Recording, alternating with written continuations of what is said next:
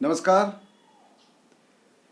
आज हम हिंदी गद्य साहित्य के उपन्यास विधा पर चर्चा करने जा रहे हैं। विद्यार्थियों, आप जानते हैं उपन्यास का मतलब क्या होता है? उपन्यास शब्द का अर्थ है सामने रखना। जब हम किसी व्यक्ति विशेष के जीवन चरित्र के समग्र विवरण को सामने रख देते हैं और वो रोचक ढंग से आत्मसात किया जाए आनंदित भाव के साथ, इस तरह की उपन्यास की कुछ व्याख्या होती है। डॉक्टर भागीरथ मिश्र के अनुसार युग की गतिशील पृष्ठभूमि पर सहज शैली में स्वाभाविक जीवन की एक पूर्ण झांकी प्रस्तुत करने वाला गद्य उपन्यास कहलाता है। उपन्यास मानव जीवन का समग्र चित्रण है। इसमें कई प्रासंगिक कथाओं तथा घटनाओं का वर्णन रहता है। हिंदी उपन्यास का जन्म एवं विकास काल आधुनिक काल है। विद्यार्थियों, हिंदी के सर्वप्रथम उपन्यास भारतेंदु काल में लिखे गए। हिंदी उपन्यास के विकास को हम 4 भागों में अर्थात 4 कालों में विभाजित कर सकते हैं। उसकी 4 अवस्थाएं निर्धारित की गई है। जैसे प्रथम अवस्था 1850 से 1900 तक, द्वितीय अवस्था 1900 से 15 यानी कि 1915 तक, द्वितीय अवस्था 1900 से 1915 तक, ये महज 15 साल तक चली।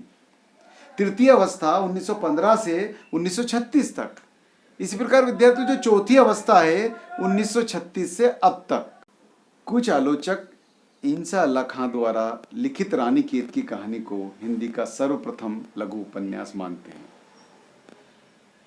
लेकिन आचार्य रामचंद्र शुक्ल ने श्रीनिवास कृत परीक्षा गुरु को हिंदी का प्रथम उपन्यास माना।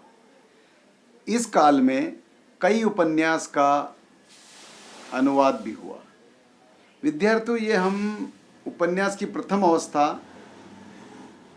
के बारे में चर्चा कर रहे हैं।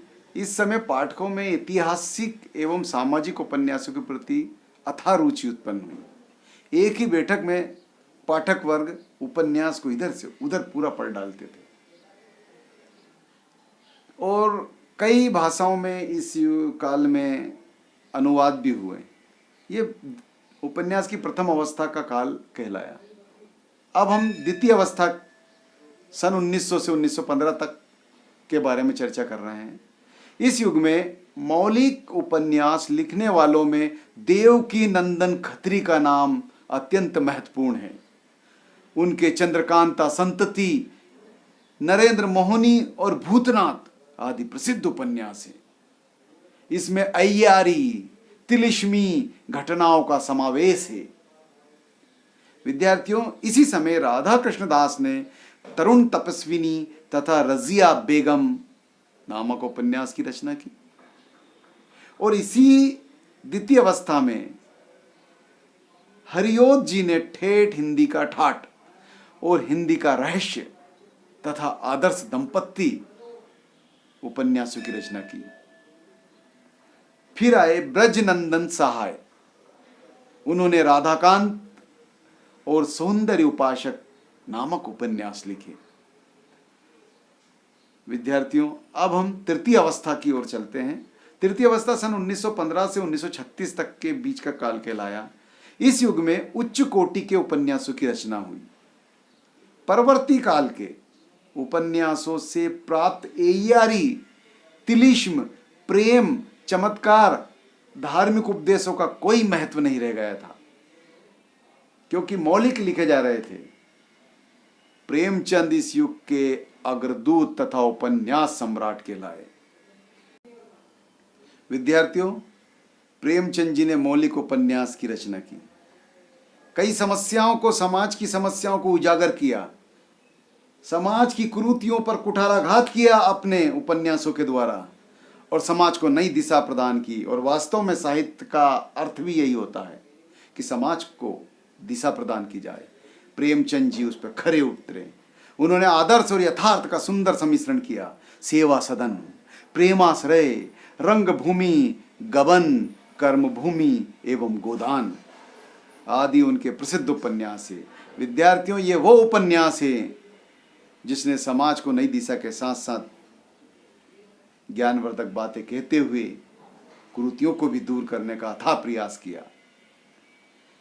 प्रेमचंद के अतिरिक्त इस युग के प्रमुख उपन्यासकार प्रताप नारायण श्रीवास्तव, भगवती चरण वर्मा, चतुरसेन शास्त्री, जैनेन्द्र पांडे, बेचैन शर्मा उग्र, जयशंकर प्रसाद आदि रहे।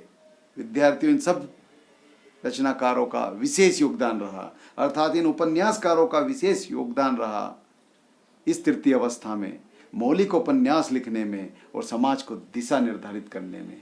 एक शिक्षाप्रद दस्तावेज हमारे इस समाज को दे गए हैं ये रचनाकार।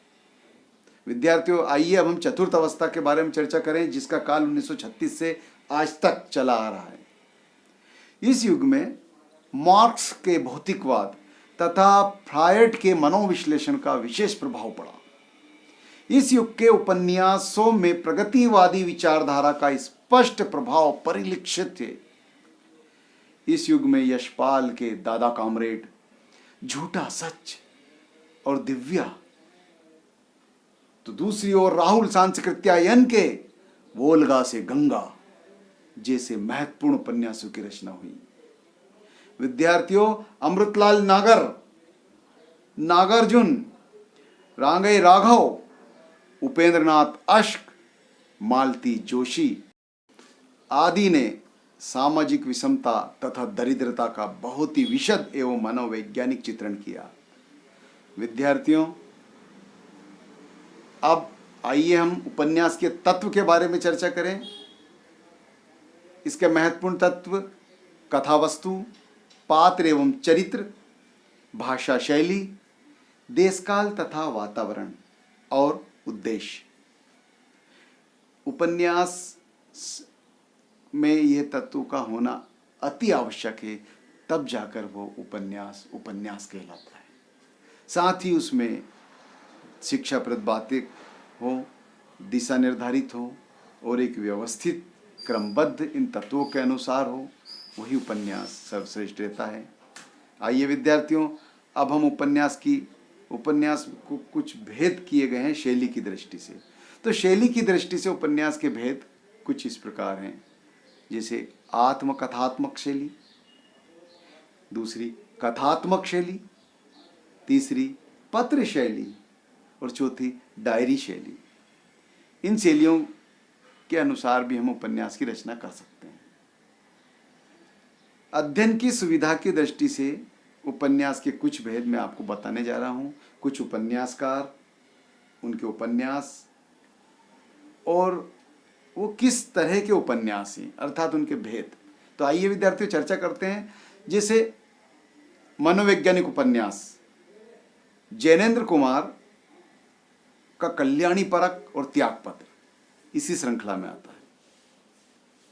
तो सच्चिदानंद, हीरानंद, वात्स्यायन, अज्ञे, अर्थात अज्ञे जी का एक मनोवैज्ञानिक उपन्यास शेखर एक जीवनी, नदी के द्वीप, अपने अपने अजनबी, ये कुछ एक मनोवैज्ञानिक उपन्यास हैं। विद्यार्थियों, आंचलिक उपन्यास के बारे में चर्चा करें, बता दूं मैं आपको, फणीश्वर नाथ रेणु और अमृतलाल नागर, इनका कोई सानी नहीं। आंचलिक उपन्यास में फणीश्वर नाथ रेणु जी ने लिखा मेला आंचल, परती परिकथा, जुलूस। तो वहीं अमृतलाल नागर जी ने बूंद और समुद्र नामक आंचलिक उपन्यास लिखकर समाज को एक दिशा दी। आइए विद्यार्थियों, सामाजिक उपन्यास के बारे में चर्चा करें। सामाजिक उपन्यास में प्रेमचंद जी का नाम अग्रसर है, तो दूसरी ओर भगवती चरण वर्मा भी। प्रेमचंद जी का गोदान, गबन, निर्मला, सेवा सदन, ये सामाजिक उपन्यास कहलाए। तो वहीं भगवती चरण वर्मा का चित्रलेखा, टेढ़े मेढ़े रास्ते, ये भी समाजवादी, क्षमा चाहूंगा, सामाजिक उपन्यास कहलाए। इन्होंने समाज को ध्यान में रखते हुए उपन्यास की रचना की। तो आइए विद्यार्थियों, जिस तरह से हमने मनोवैज्ञानिक उपन्यास, आंचलिक उपन्यास और सामाजिक उपन्यास की चर्चा की, तो अब हम समाजवादी और ऐतिहासिक उपन्यास के बारे में भी कुछ प्रकाश डालते हैं। समाजवादी उपन्यास यशपाल का झूठा सच, दादा कामरेड, ये समाजवादी उपन्यास है। और इसी श्रृंखला में नागार्जुन का दुख मोचन इमरतिया, ये भी समाजवादी उपन्यास कहलाए। विद्यार्थियों, उपन्यास के इसी काल में ऐतिहासिक उपन्यास की रचना भी भरपूर तरीके से हुई। ऐतिहासिक उपन्यास में अग्रणी रहे वृंदालाल वर्मा और हजारी प्रसाद द्विवेदी। वृंदालाल वर्मा का विराटा की पद्मिनी, मृगनयनी, गढ़कुंडार, ये कुछ ऐतिहासिक उपन्यास हैं। तो हजारी प्रसाद द्विवेदी जी के ऐतिहासिक उपन्यास बाण भट्ट की आत्मकथा। विद्यार्थियों, आज हमने उपन्यास के बारे में चर्चा की, उपन्यास के तत्व के बारे में चर्चा की और उपन्यास की शैली को भी जाना, और एक और हमने उनके भेद पर भी चर्चा की। उपन्यास एक ऐसा दस्तावेज होता है जो पात्रों की समग्र चित्रण को इस तरह से रेखांकित कर देता है कि उस काल का, उस समय का और उस परिस्थिति का वातावरण ज्यों का त्यों पाठक वर्ग को चित्रांकन होने लगता है। उसके मानस पटल पर एक छाप अंकित हो जाती है और पाठक सोचने के लिए मजबूर हो जाता है। इस तरह से आज हमने उपन्यास के बारे में चर्चा की। तो विद्यार्थियों, अब हम अगले वीडियो में गद्य साहित्य की और भी विधा के बारे में चर्चा करते रहेंगे। तो आप देखते रहिए मेरे पुराने वीडियो और नए वीडियो का इंतज़ार कीजिए। सब्सक्राइब करना ना भूलें, शेयर भी करें, लाइक भी करें, और हाँ, बेल आइकन पर जाकर क्लिक जरूर करें। धन्यवाद।